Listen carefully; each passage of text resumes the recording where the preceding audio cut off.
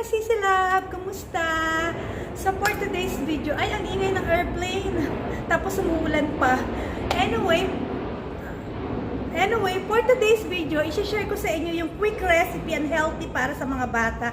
Kasi nga, tag-ulan na. So perfect ito. And then, meron din ako ditong barbecue results. Katay nung vermicelli soup ko. Ayan.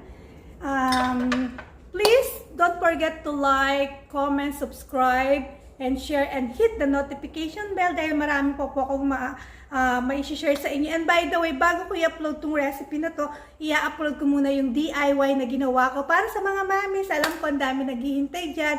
Napakasimple at siguro mga 10 pesos lang or 15 pesos lang ang gagastusin nyo. Babango na yung bathroom nyo. Anyway, yun lang mga sisilab ko. Stay tuned lang kayo dyan. Bye! This is Ancy L.